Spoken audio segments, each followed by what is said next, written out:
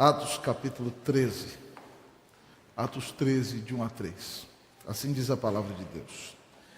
Havia na igreja de Antioquia profetas e mestres: Barnabé, Simeão por sobrenome Níger, Lúcio de Cirene, Manaém Colácio de Herodes o tetrarca e Saulo. E servindo eles ao Senhor e jejuando, disse o Espírito Santo: separai-me agora Barnabé e Saulo para a obra que os tenho chamado. Então, jejuando e orando, impondo sobre eles as mãos, os despediram. Pai, nós nos humilhamos diante da presença do Senhor. Acabamos de ouvir que na oração a nossa alma se aquieta e a verdadeira paz. Que na oração, Deus, ó Pai, nós temos bem para a alma. Que na oração nós nos satisfazemos em Ti. Deus bendito, perdoa os nossos pecados. Que nada faça separação entre o Senhor, nosso Deus, e nós. E ó grande Deus, que nessa noite a Tua palavra venha ao encontro das nossas necessidades. Que nós Te conheçamos mais. Que nós Te amemos mais.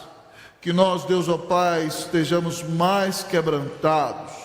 E mais, ó Deus, ó Pai, em comunhão íntima com o Senhor, para discernir a Tua direção para a nossa vida, para a nossa família, para a nossa igreja. E, ó Deus, ó Pai, para o chamado que o Senhor tem para cada um de nós. Ó Deus, esse pecador aqui que fala com o Senhor é muito pequenino e depende totalmente da graça de Jesus para pregar a Tua palavra. Teu povo também depende totalmente da graça de Jesus. Então fala conosco, Senhor, porque isso glorificará o Teu nome e abençoará a igreja pela qual Cristo morreu. Fala o nosso coração. Nós oramos em nome de Jesus. Amém.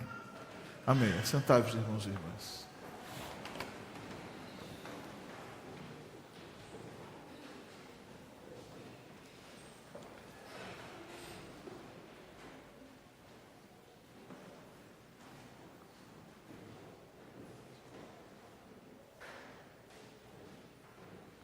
Nesse ano, amados irmãos, nossa denominação completa 160 anos desse país.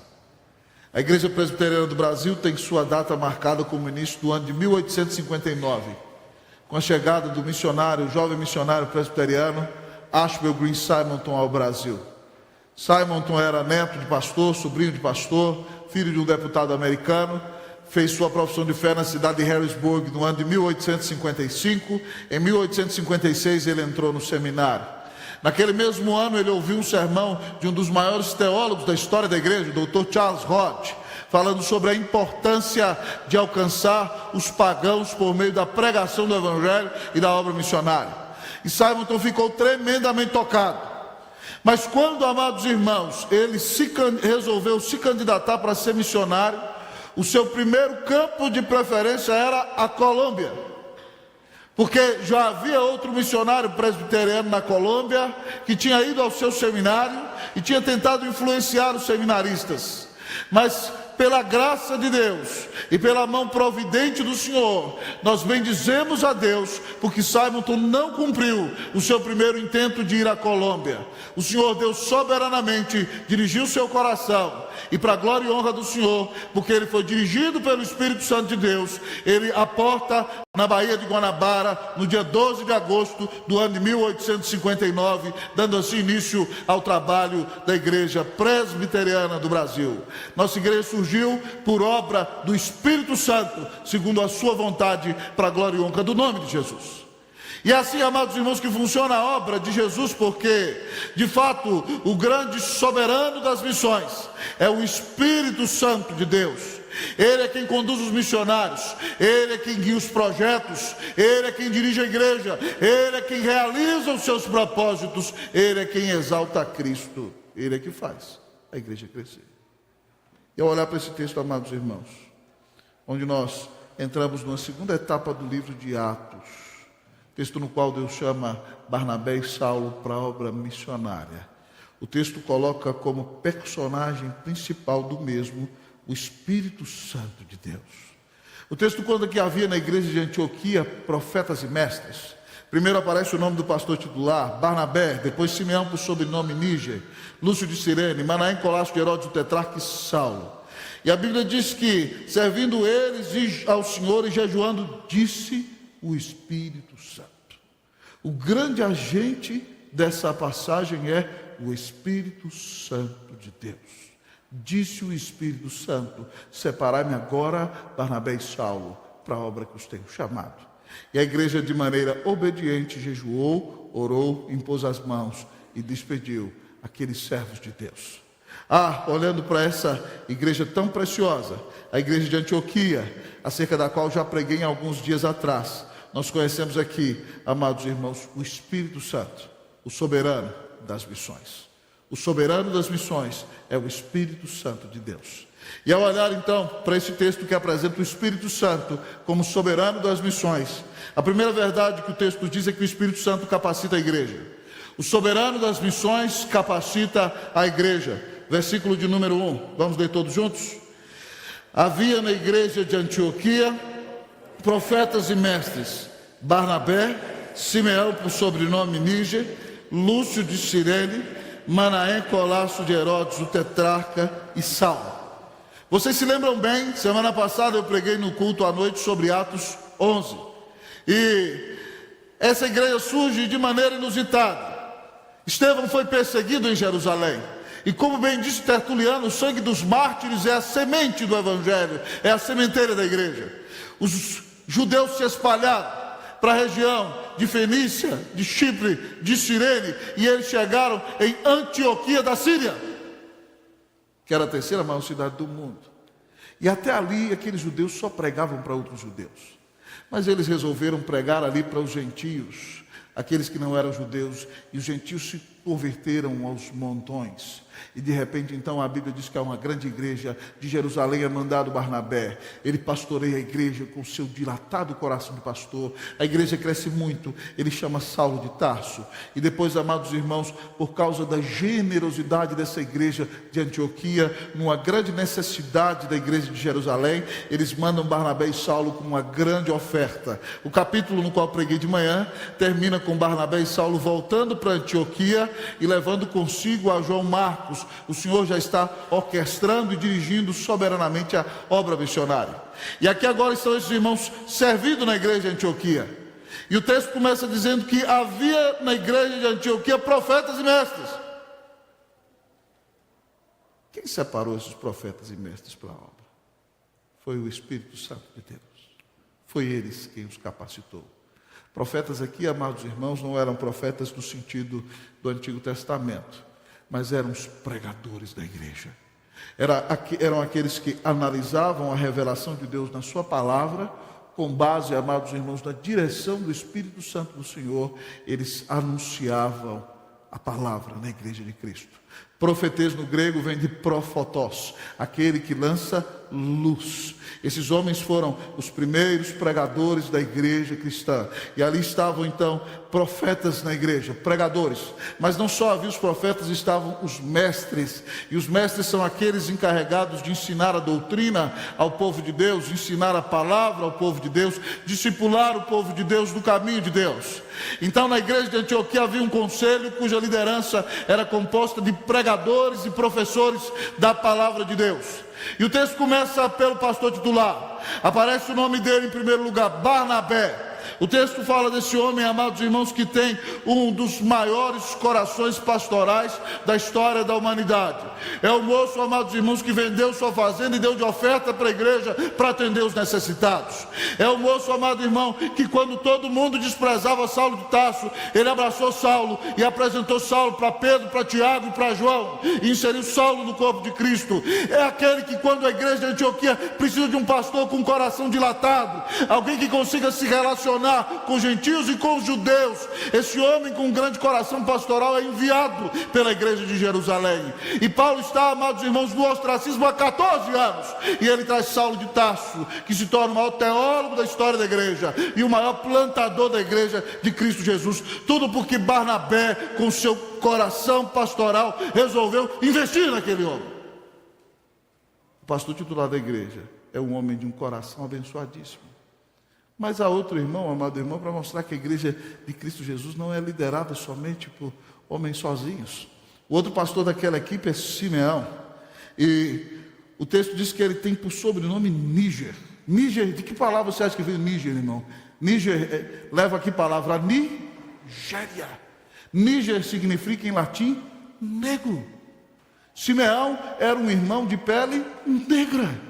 Simeão, amados irmãos, talvez da igreja de Jerusalém não conseguisse participar de nenhum cargo de liderança. Mas a igreja de Antioquia é diferente. Aqui você encontra na equipe pastoral Simeão por sobrenome Níger. E Simeão, amados irmãos, não vai ter aquele estilo judeu, talvez mais ortodoxo judeu, mas é um africano, amado irmão, alguém de um coração alegre, alguém de um coração dilatado. Eu imagino Simeão cantando no louvor com grande alegria, amados irmãos, com grande sorriso no rosto e louvando a Deus com todo o seu ser. Se fosse no Brasil, a gente ia chamar Pastor Simeão Negão, louvado seja Deus. Aqui Simeão por sobrenome Níger. E aqui então depois também, amados irmãos, está Lúcio de Cirene. Lúcio de Cirene, o nome dele é latino, amados irmãos. Ele é de Cirene, no norte da África. A cultura que dominava o mundo era a cultura greco-romana. E os romanos eram os senhores do mundo. Então isso aqui Lúcio era o cidadão americano daqueles dias, certo? Era alguém que falava grego, que falava latim, um homem com um nome latino, um cidadão cosmopolita. Veja bem a diversidade dessa equipe pastoral. Barnabé, um grande pastor. Simeão, o sobrenome Níger, provavelmente um etíope, amados irmãos, que gostava de seguir a fé judaica e foi convertido ao Senhor, porque ele tem nome judeu, mas é africano. E você encontra aqui, amados irmãos, Lúcio de Cirene. Mas também você encontra alguém da elite, alguém da fina flor da sociedade. O texto fala de Manaém, Colasso de Herodes, o tetrarca.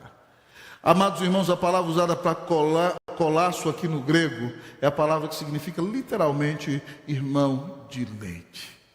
Os colassos eram irmãos de leite dos reis e dos imperadores. Mas eles eram meninos criados com os imperadores, para que quando, amados irmãos, aqueles meninos que seriam os imperadores fizessem coisas erradas demais e ficasse muito feio dizer que o príncipe fez aquilo, a culpa era colocada no colasso. O colasso era o amigo que levava a culpa dos erros do futuro imperador. Mas o colasso, amado irmão, era alguém que crescia junto com o imperador e provavelmente tinha seu acesso à corte, e quando crescia se tornava um dos ministros do soberano, porque era um amigo de infância de toda a vida que cresceu ao lado do imperador. Então aqui está Manaém, Colasso de Herodes, o tetrarca, ou seja, Herodes que tem o domínio sobre as 4 regiões da Palestina. Ele foi criado junto com Herodes, sobre o qual eu preguei hoje de manhã, Herodes Agripa I. Um homem da elite. E além deles, irmãos, naquela equipe pastoral está Saulo, o menino de ouro dos fariseus, o mais brilhante aluno de Gamaliel, profundo conhecedor da teologia hebraica, das leis judaicas, escriba, intérprete da lei, fariseu, amados irmãos, religioso estrito judaico, mas também um grande intelectual, conhecedor de literatura grega, e pode pregar, amados irmãos, citando poetas gregos na Ágora, em Atenas, para convencer os maiores intelectuais da filosofia daqueles dias. Amados amigos e irmãos, aqui está Saulo, que foi convertido por Cristo Jesus no caminho de Damasco, e agora é um dos pastores da igreja do Senhor. Como é que pessoas tão diferentes podem conviver de maneira pacífica e abençoada dentro de uma igreja? É somente, amados irmãos, porque eles foram unidos pela fé em Cristo Jesus, pela obra do Espírito Santo. Você percebe que eles são capacitados pelo Espírito Santo e eles experimentam a unidade do Espírito Santo. É que Paulo diz em Efésios 4:3 que nós devemos nos esforçar diligentemente para preservar a unidade do Espírito no vínculo da paz. Dificilmente você encontra uma igreja tão diversificada na história da humanidade e que convive com tanta abertura, com tanta disposição, com pregadores e mestres profícuos abençoando a igreja de Cristo Jesus. Isso só é possível, amado irmão, esses homens serem usados na plenitude de seus dons e vivendo em amor e amizade, formando uma equipe indestrutível do reino de Deus, por obra do soberano das missões, o Espírito Santo de Deus. O Espírito Santo é quem capacita a igreja. Quem capacita a igreja a pregar, a ensinar e a viver em comunhão e amor. Você já parou para pensar que na igreja você encontra pessoas tão diferentes de você? O que permite, amados irmãos, que nós convivamos em amor com pessoas tão diferentes a nós? Algumas alegres, efusivas, outras mais fechadas, macambujas, acabrunhadas, outras, amados irmãos, mais sérias, mais discretas, outras que falam pelos cotovelos, e você diz, meu Deus do céu, como essa pessoa não para de falar, que insensatez é essa? Mas muitas vezes, amados irmãos, é no meio desse corpo que nós aprendemos a nos amar, que nós aprendemos a caminhar juntos, porque Cristo morreu pelos seus eleitos. A igreja só sobrevive em unidade por causa da obra do Espírito Santo. E nós só temos pregação fiel, nós só temos ensino fiel, nós só temos homens e mulheres exercendo seus dons do corpo de Cristo por causa da obra soberana do Espírito Santo de Deus. Nós precisamos entender, amados irmãos, que a igreja só continua com as portas abertas por causa da ação do Espírito Santo. Foi Ele quem nos regenerou em nossa conversão, foi Ele quem nos selou e nos batizou na hora em que cremos em Jesus. É Ele quem nos enche da sua presença, é Ele quem nos dá amor para que cuidemos dos irmãos, é Ele que nos abençoa no processo de santificação, é Ele quem nos unge para pregar com poder para a edificação da igreja, é Ele quem converte os pecadores, foi Ele quem inspirou as Santas Escrituras, preservando-as de qualquer erro, amado amigo e irmão, é Ele quem conduz a igreja. Nós precisamos do Espírito Santo, nós precisamos entender que o Espírito Santo é quem capacita a igreja a seguir adiante e a cumprir a sua missão. Nós não somos nada sem o Espírito Santo de Deus. Nós não podemos fazer nada sem Ele. É por isso, irmão, que quando você vir alguém na igreja louvar a Deus com dons e talentos, e aquela pessoa quando canta edifica você, você não precisa invejá-la, sabe por quê? Porque ela só realiza aquilo que está realizando por obra do Espírito Santo de Deus. É por isso que quando você observa um irmão ensinando na igreja de uma maneira tão brilhante, que você fala, meu Deus, como pode um professor ser tão inteligente, tão capacitado e abrir o nosso entendimento para que compreendamos a verdade com tanta clareza? Isso só acontece por obra do Espírito Santo de Deus, não é mérito daquela pessoa. Quando você vir alguém pregando a palavra com poder, com unção, que te convença do seu pecado, que te desafia a se consagrar a Deus, isso não é mérito daquela pessoa, isso é obra do Espírito Santo. É por isso, amados irmãos, que Deus tem que ser glorificado em tudo e em todos, e nenhum de nós deveria se orgulhar por causa de dons e talentos que temos, porque se temos dons e talentos, foi porque Deus soberanamente nos capacitou por meio do seu Espírito Santo. É o Espírito quem capacita a igreja. Por isso toda a glória tem que ser dada somente ao Senhor Jesus. Ora, pois, meus irmãos, se é o Espírito Santo que capacita a igreja e nos chama para realizar a sua obra, nós deveríamos então clamar a Deus para que nos encha do seu Espírito Santo, para que nos dê discernimento para caminharmos em humildade, e para que quando grandes coisas forem realizadas em nossa vida e em nosso ministério, toda a glória seja dada somente ao Senhor. Porque nós não nos convertemos a nós mesmos, nós não nos elegemos desde antes da fundação do mundo, nós não morremos por nós mesmos na cruz do Calvário, nós não nos selamos, nós não nos alimentamos a nós mesmos com a palavra de Deus. Quem ilumina a nossa mente é o Espírito Santo. Nós não escolhemos os nossos dons, foi o Espírito Santo que soberanamente nos capacitou, e quando Ele opera poderosamente na vida da igreja, trazendo reavivamento e restauração, a glória tem que ser somente do Senhor, porque o Espírito Santo é o grande soberano das missões. É Ele que conduz a igreja, é Ele que dirige a nossa vida, é Ele que conduz cada um dos nossos passos. O soberano das missões capacita a igreja. Então oremos, amados irmãos, para que Deus levante trabalhadores na igreja, amém? Levante homens e mulheres capacitados, também para que vivamos em unidade, e para que sejamos uma grande bênção na igreja de Cristo Jesus. Que Deus nos encha do soberano das missões, que Ele conduza a nossa igreja, a nossa vida, em nome de Jesus, amém? Mas o texto continua a apresentar-nos esse soberano das missões, E o soberano das missões, além de capacitar a igreja, ele conduz os missionários. O soberano das missões capacita a igreja, mas o soberano das missões conduz os missionários. Olhemos para o texto, amados irmãos, versículo de número 2. Eu lerei uma vez, a igreja lerá a segunda vez. E servindo eles ao Senhor e jejuando, disse o Espírito Santo: separai-me agora Barnabé e Saulo para a obra que os tenho chamado. Vocês.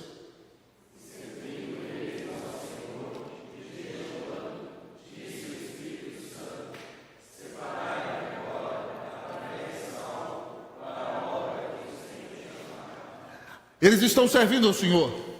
Há 3 palavras do grego, irmãos, para servir ao Senhor. Uma delas é a palavra doulos, que significa escravo. E todo homem que não serve a Deus é escravo do pecado. E Paulo diz que quando nós viemos a Cristo, nós nos tornamos doulos de Jesus. Mas ser escravo de Jesus é uma delícia, é a coisa mais maravilhosa que existe, porque nós temos o Senhor mais bondoso, mais maravilhoso, mais glorioso que existe. A outra palavra usada para serviço no grego é diakonos, ou o verbo diaconel, de onde vem o nosso ofício, a nossa palavra de diácono. E diácono, amado irmão, retrata um ofício, alguém chamado para Deus, para servir o povo de Deus e a casa de Deus, no cumprimento e no suprimento das necessidades físicas do corpo de Cristo. Mas a terceira palavra que não aparece com tanta veemência e urgência é essa palavra que aparece somente nesse texto do Novo Testamento. E é o verbo de onde vem a nossa palavra liturgia. Aqui no grego, amados irmãos, é o verbo leitorgonton. Então, se você fosse traduzindo literal, você tinha que dizer assim: e liturgicando eles ao Senhor, a ideia seria essa. Liturgicando. Pastor, o que é isso? O que é liturgicar? A ideia é que é o seguinte: não é que eles só dirigiam a liturgia, como fazem muito bem nossos irmãos aqui. Significa que a vida deles era uma liturgia, era um ato de culto.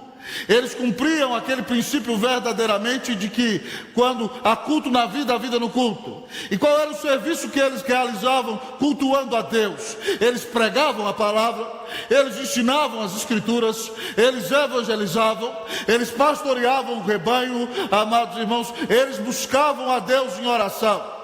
O texto, quando usa esse verbo leitorgonton, quer dizer que eles se dedicavam integralmente ao ministério da igreja de Cristo Jesus. Eles pregavam o evangelho, eles ensinavam as escrituras, eles edificavam o rebanho, eles abençoavam o povo. E quando eles estavam no auge, no clímax da ação ministerial, eles entendiam que dependiam de Deus. E por isso diz o texto que eles faziam isso jejuando. Jejum, meu amado irmão, você precisa entender o que é. Tem muita gente que acha que jejum é barganha com Deus. Tem gente que acha que jejum é chantagem espiritual, né? Vou fazer uma chantagem com o Eterno. Eu vou jejuar, enquanto ele não fizer o que eu quero, eu não paro de jejuar. Cuidado, senão você vai morrer de fome, porque as coisas não são do seu jeito. Você não faz chantagem com Deus. Pastor, o que é jejum? Eu gosto da definição de John Piper, amado irmão. Jejum é fome de Deus. É você dizer para Deus que você o ama tanto, que você deseja tanto conhecê-lo, e que você deseja tanto que Ele realize a vontade dEle em sua vida, que você diz: Senhor, eu abro mão dos alimentos por um tempo, para dizer que eu necessito mais do Senhor do que da água, do que da comida. A minha maior necessidade é a necessidade do Senhor. E o jejum se dá nesse contexto, amado irmão, em que nós nos abstemos do alimento por um tempo, para dizer: Senhor, me ajuda a entender a tua vontade. Senhor, me ajuda a realizar o teu querer. Me ajuda a ser uma bênção nas mãos do Senhor Jesus. Me ajuda na dedicação ao Senhor e conduz a minha vida para a tua glória, conforme o desejo da sua vontade. Esses homens estão vivendo uma vida de culto, se dedicando ao ministério, e consagrados espiritualmente, eles estão priorizando a Deus sobre todas as coisas. Jejum é priorizar a Deus, é dizer a Deus que Ele é mais importante que o alimento que nos sustenta a cada dia. Amados irmãos, diz o texto que ao fazer isso, quando eles estão orando, servindo e jejuando, eles estão mais preparados para ouvir a voz do Espírito Santo.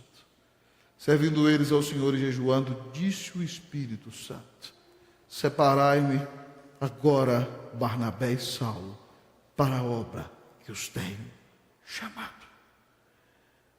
O Espírito Santo conduz os missionários. Ele, amado irmão, não pede opinião. Soberanamente ele diz: separai-me, coloquem a parte para mim. E ele não pede, amado irmão, qualquer pessoa. Ele quer para a obra missionária o pastor titular daquela igreja. Aquele homem amado que tem conduzido essa igreja de maneira tão maravilhosa. O Espírito Santo: separai-me agora Barnabé. Imagine como ficou o coração dos crentes. Mas ele não quer só Barnabé, ele quer o maior teólogo daquela igreja, um dos maiores intelectuais da história da igreja. O Espírito Santo, amados irmãos, quer para as missões aqueles que são mais preparados. Ele diz: separai-me agora Barnabé e Saulo para a obra que os tenho chamado. Eu gosto disso aqui, amados irmãos, porque eu me lembro quando eu era menino, as pessoas diziam: não, fulano não está dando para a igreja nenhuma aqui, vamos mandar ele para a obra missionária. E achavam que para o campo missionário você tinha que mandar o pior, mas para o campo missionário a gente precisa mandar o melhor. O Espírito Santo diz: separai-me Barnabé, pastor, alguém que vai conseguir se manter fiel à palavra, mas contextualizar o evangelho e abraçar os novos convertidos em países que não ouviram a palavra. Saulo, alguém que vai poder argumentar, vai pregar com clareza, com lucidez e aplicar a palavra e abençoar o coração do povo. Separai-me agora Barnabé e Saulo para a obra que os tenho chamado. Eu preguei nesse texto, amados irmãos, no mês de janeiro de 2017, não, dezembro de 2016, se eu não me engano, na Assembleia da Igreja Presbiteriana do Guará 2, quando eu fui comunicá-los que Deus estava me chamando para ser pastor da Igreja Presbiteriana Unida de São Paulo. Foi com outro esboço, não foi com esse esboço, mas a exegese do texto é a mesma, né? E o grande desafio da igreja que é dirigida pelo Espírito Santo de Deus é entender a voz do Espírito Santo de Deus e deixar-se conduzir pelo soberano das missões. O soberano das missões conduz os missionários. E você é um evangelista, você é um sacerdote, você que aqui está é chamado para ser um representante do Senhor nesse mundo. E você tem que parar de querer conduzir a sua vida do seu próprio jeito. Você tem que se submeter ao Senhor e entender a direção e o rumo que o Senhor está te dando. E entender que quem conduz a vida dos missionários é o Espírito Santo de Deus. As coisas não são realizadas do jeito que a gente quer, são realizadas do jeito que o Senhor quer. E tudo que Ele faz é o melhor. Hoje à tarde, amados irmãos, eu estava dando uma olhadinha naquele livro do doutor Alderi, Os Consolidadores. E eu li sobre a história de um precioso servo de Deus chamado Matatias Gomes dos Santos. Esse moço perdeu seu pai quando pequeno, nascido no ano de 1879, na cidade de Campinas, e veio para São Paulo morar com seu avô, que foi um dos fundadores da igreja, primeira igreja presbiteriana de São Paulo, que hoje é a igreja que pertence à igreja presbiteriana independente, a primeira igreja de São Paulo. Mas no ano de 1899, Matatias, recém-casado, era um jovem seminarista e, junto com os irmãos da igreja Filadélfia, decidiram, no ano de 1900, foi um dos membros fundadores da igreja presbiteriana unida de São Paulo, desta igreja que você está. E ele então, amados irmãos, no outro ano se formou no seminário e foi dirigido por Deus para começar o trabalho presbiteriano no leste de Minas, na cidade de Alto Jequitibá. E se você vai à cidade de Alto Jequitibá, você vê nos dias de hoje uma belíssima igreja presbiteriana no alto, com a torre apontando para cima, e que influencia aquela região de maneira grandiosa até o dia de hoje. Amados irmãos, Matatias Gomes dos Santos foi o primeiro pastor presbiteriano a pregar no estado do Espírito Santo, na cidade de São José do Calçado, membro fundador desta igreja. E ali ele foi uma grande bênção, pregando em Minas Gerais, pregando em São José do Calçado, e foi o responsável pelo surgimento do presbiterianismo no leste de Minas. Quando ali saiu, passou um ano na igreja presbiteriana do Rio de Janeiro com o reverendo Álvaro Reis, e depois foi para Salvador. Dirigido pelo Espírito do Senhor, passou ali, amados irmãos, 7 anos do seu ministério. Escreveu um jornal chamado Imprensa Evangélica, abençoou aquela cidade, foi um dos fundadores do presbitério Bahia-Sergipe, que depois foi o sínodo de Bahia e de Sergipe. E depois, amados irmãos, de alguns anos, no ano de 1912, Matatias volta para São Paulo. para ser professor da escola americana e diretor do Mackenzie College. E no ano de 1913 ele foi convidado, foi eleito pastor da Igreja Presbiteriana Unida de São Paulo. No início do seu pastorado aqui, foi lançada a pedra fundamental deste templo no qual você está, no dia 1º de janeiro de 1914. Ah, amado amigo e irmão, no ano de 1915, a construção ainda não estava terminada, mas o povo começou a adorar aqui. Você está em 2019, em 1915, pessoas já adoravam a Deus dentro desse edifício, e o Evangelho continua sendo proclamado aqui, para a glória e para a honra do nome de Jesus, com fidelidade. Mais de 114 anos depois. Ah, amados irmãos, e esse templo então foi inaugurado no dia 7 de setembro do ano de 1822, no centenário, amados irmãos, da nação brasileira, da libertação de Portugal, amados irmãos, da independência do Brasil. E o reverendo Matatias, pastor aqui, fundou o coral no ano de 1814, pianista, músico exímio, grande evangelista. O trabalho de mocidade foi despertado nesta igreja por meio do seu ministério, e ele foi uma liderança que abençoou essa cidade. No ano de 1826, o nome dele está ali, ó, na porta, Matatias Gomes dos Santos. Ele saiu daqui dirigido pelo Senhor e assumiu o pastorado da Igreja Presbiteriana do Rio de Janeiro. Em 1826, ele assumiu o pastorado titular desta igreja. Ele tinha 35 anos de idade, né? Em 1914, com 47 anos, ele foi embora daqui. E assumiu o pastorado da igreja do Rio de Janeiro, e lá o seu ministério foi uma bênção. Deus usou para construir esse templo, e lá ele construiu o belíssimo templo da Catedral Presbiteriana do Rio de Janeiro, a primeira igreja presbiteriana do Rio de Janeiro. O seu pastorado de 20 anos foi tremendamente abençoado naquela igreja. Ele recebeu mais de 1000 membros no pastorado daquela igreja. Ali foi fundada a primeira UMP com esse nome no Brasil. E depois de 20 anos, o reverendo Matatias entrega o pastorado ao reverendo Amantino, sendo o primeiro pastor da igreja presbiteriana a receber o título de pastor emérito. E se você vai lá no Rio, na praça, a praça em frente da igreja se chama Praça Reverendo Matatias Gomes dos Santos, e você vê uma figura do reverendo Matatias pregando e as pessoas sentadas no banco à porta da igreja. Um homem que teve um ministério dirigido pelo Espírito Santo, e até hoje, você que aqui está, é abençoado com o resultado de um ministério conduzido pelo Senhor. Quem dirige a sua vida, irmão? Porque o reverendo Matatias deixou um legado tão precioso, no qual nós nos reunimos no templo que ele foi usado para construir. A maior igreja do estado do Rio de Janeiro, ele foi usado para construir. Foi presidente da Assembleia Geral da Igreja Presbiteriana 2 vezes. Foi quem foi usado por Deus para melhorar o relacionamento dos missionários com os pastores brasileiros. Porque teve uma vida dirigida pelo Senhor. Quem dirige a sua vida? Quem dirige o seu caminho? Quando nossa vida, irmãos, é dirigida pelo Senhor, nós vamos deixar uma história de bênçãos. Nós vamos deixar rastros de bênçãos por onde nós passamos. Nós deixaremos um legado de homens e mulheres que andaram com Deus, que fizeram a diferença e que abençoam gerações. Qual é o legado que você vai deixar? Que diferença a sua vida tem feito? Quem conduz a sua vida? Sua vida é conduzida pela carnalidade? Sua vida é conduzida pelo egoísmo? Sua vida é conduzida somente pelo seu prazer pessoal? Ou você é como Barnabé e Saulo, que jejuam, que oram, que pregam o Evangelho, que fazem a diferença, como Matatias, dirigidos pelo Espírito Santo, que não passam pela existência olhando somente para o seu próprio umbigo, mas, amados irmãos, passam pela existência pregando o Evangelho, exaltando a Cristo e fazendo toda a diferença para a glória e para a honra do nome de Jesus. Quem dirige a sua vida, meu irmão?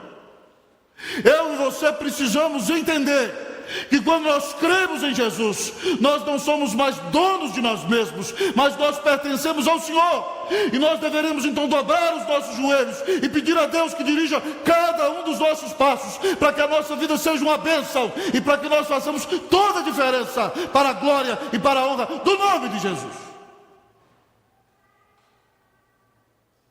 O soberano das missões conduz os missionários. Que o Senhor conduza a sua vida.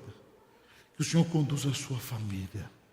Que o Senhor conduza o seu coração. Que o Senhor conduza a nossa igreja. Que nós sejamos uma igreja tão consagrada que entendamos a direção do Espírito Santo e que Cristo seja exaltado em nós sobre todas as coisas. Em nome de Jesus. Amém. Louvado seja Deus, porque quem comanda a igreja não são homens pecadores. Louvado seja Deus, porque o soberano das missões é o Espírito Santo do Senhor. O texto nos apresenta o Espírito Santo, o soberano das missões. E o soberano das missões, amados irmãos, como temos visto, capacita a igreja. O soberano das missões conduz os missionários. Mas o soberano das missões, amado irmão, submete a sua igreja. O soberano das missões submete a igreja. Veja o coração submisso dessa igreja. Versículo de número 3, vamos ler todos comigo? Então, jejuando e orando, e impondo sobre eles as mãos, os despediram. Eu acho isso maravilhoso, irmão. Ninguém virou e falou: não, Barnabé não. Manda Lúcio. Lúcio é um cara internacional, senhor. Ele é o cara que tem que ir. Barnabé não. Deixa nosso pastor aqui, não mexe com ele não. Não, Saulo não. As exposições de Saulo são brilhantes. É bem verdade que ele demora na pregação um pouco, mas ele prega de maneira tão inteligente, tão eloquente, que ainda que ele demore, a gente consegue ficar com ele. Paulo tinha sermões demorados, não é verdade, irmãos? Saulo não. Ninguém faz isso. Por que essa igreja não faz isso? Por que ela não atua com carnalidade? A gente vê igrejas atuando de maneira tão carnais, amados irmãos. Igrejas divididas em que uns dizem: eu sou de Paulo, eu sou de Apolo, eu sou de Cristo. Eu gosto do pastor fulano, eu gosto do pastor ciclano. Se mexe com o pastor fulano eu brigo, se mexe com o pastor ciclano eu brigo. Quem dirige a igreja é Jesus. A igreja não é de homens. A igreja é do Senhor. E quando a igreja entende que quem dirige a igreja é Jesus, ela se submete à vontade do Senhor, ela não se levanta contra a vontade de Deus. O texto diz que esses irmãos reagem de maneira piedosa. Olha o que eles fazem quando o Espírito Santo tira o pastorzão da igreja. E quando ele tira, amado amigo e irmão, o maior teólogo da igreja, o que eles vão fazer? Eles vão jejuar. O que significa jejum? Dependência de Deus. Eles mostram na prática o seguinte: Senhor, nós dependemos mesmo é do Senhor. Nós dependemos mesmo é do Espírito Santo de Deus. Quem faz a igreja avançar é o Senhor. Nós dependemos do Senhor. E eles jejuaram, não só isso fizeram, diz o texto que eles oraram. Dobraram seus joelhos, se consagraram a Deus, clamaram: Senhor, abençoa a nossa vida, abençoa esses irmãos queridos que foram uma grande bênção aqui e agora estão sendo chamados para outro projeto missionário e estão sendo dirigidos pelo Senhor. Então, depois de jejuarem, mostrando que dependem do Senhor, que a igreja de Antioquia vai continuar, porque é Jesus quem dirige a igreja, e orando, amados irmãos, clamando a intervenção de Deus, eles chamam os missionários no culto na frente e eles impõem as mãos. Impor as mãos aqui, amado irmão, significa reconhecimento do chamado. Imposição de mãos aqui, amado irmão, também significa transferência de autoridade. Eles têm autoridade da igreja de Jesus. Aqui quem impõe as mãos é a liderança, eles são ordenados. Então aqui está sendo reconhecida a capacitação deles e eles estão sendo, amados irmãos, enviados para a obra missionária. E eles estão recebendo o apoio e a autoridade da igreja de Cristo Jesus. Eles são chamados por Deus para realizar a missão. E diz o texto que depois de impor as mãos, eles os despediram. A expressão no grego aqui, amado irmão, para despedir é literalmente soltar a corda, é deixar ir. É como quando o navio estava amarrado e de repente, então, quando o navio ia partir, você desamarrava o navio para que ele pudesse ir. A ideia da despedida aqui, amados irmãos, é que eles oraram por eles, os abençoaram, reconheceram o seu chamado, eles foram ordenados pela igreja, amados irmãos, e então eles vão pregar o Evangelho, recebem uma bela oferta e vão cumprir a sua missão, chamados por Deus. Amados irmãos, o Espírito Santo submete a igreja. Ele faz a igreja entender que sem Ele nós não somos nada, sem Ele nós nada podemos fazer.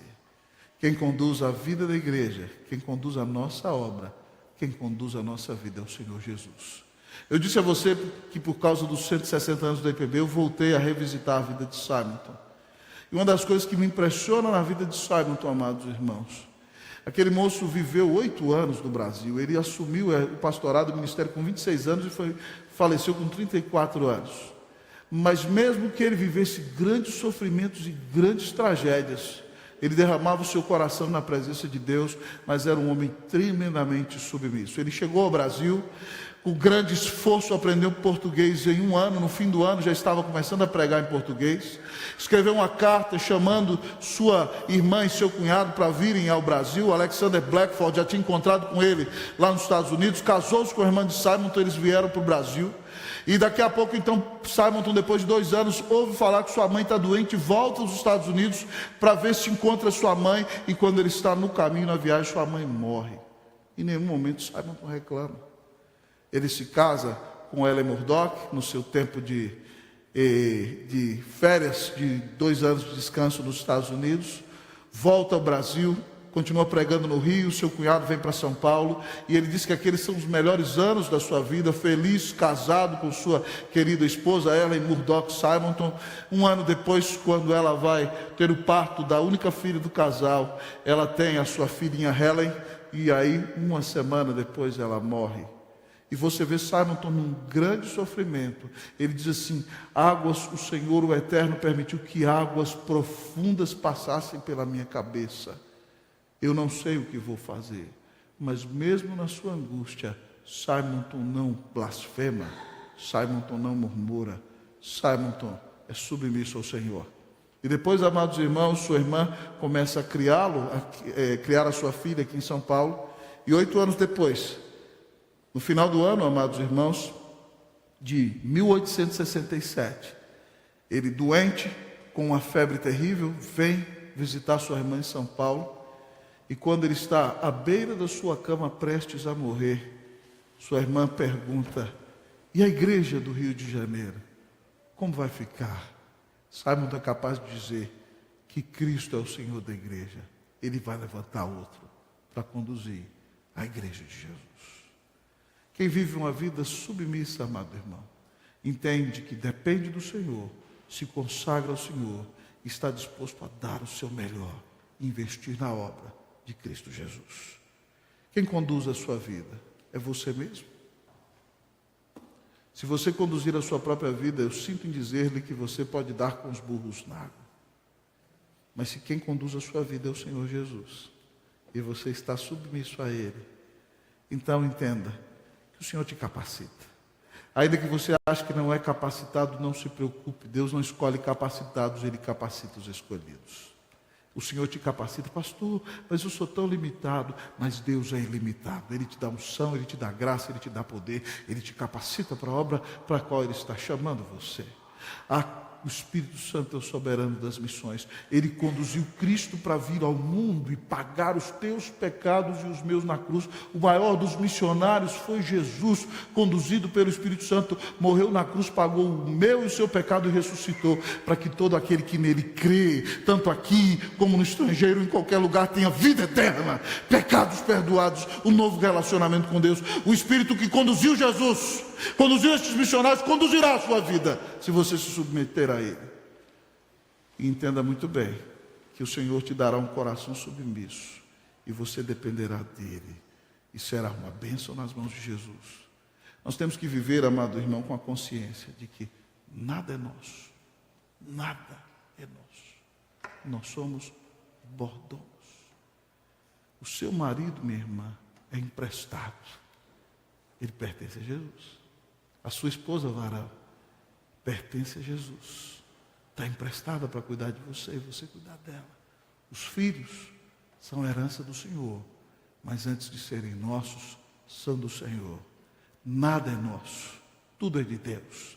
Quando nós vivemos, irmãos, com a consciência de que nada é nosso, preste atenção: o apartamento que você mora, você pode ter pagado uma fortuna para morar lá. Sabe quem é o dono? Jesus. Ele disse: toda autoridade me foi dada no céu e na terra. Ele é dono de tudo. Ele está deixando você morar lá. O carro que a gente dirige é de Jesus. Se Ele quiser que pegue fogo, glória a Deus.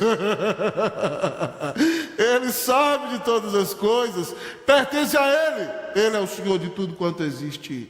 Quando nós entendemos, irmãos, que nada é nosso, que tudo é de Deus, e que nós recebemos de graça salvação e vida eterna, que os nossos dons e talentos são de Deus, que a nossa vida é dirigida por Deus, então nós nos submeteremos a Deus, viveremos para a glória de Deus, seremos felizes em quaisquer situações que vivamos, e seremos uma grande bênção para a glória e honra do nome de Jesus. Que o Espírito Santo dirija a sua vida, que a sua vida, amado irmão, deixe marcas indeléveis nas pessoas que se aproximam de você, que pessoas ouçam da salvação de Jesus, que vidas sejam transformadas, que pessoas sejam tocadas pela obra do Senhor, que pecadores vejam Cristo em você, e que sobre todas as coisas a sua vida glorifique a Deus, porque você não é dirigido por si mesmo, você é dirigido pelo Espírito do Senhor. Que o Espírito Santo do Senhor dirija o seu coração, dirija a sua família, dirija a minha vida, a minha casa. Que o Espírito Santo dirija esta igreja, em nome de Jesus. Amém.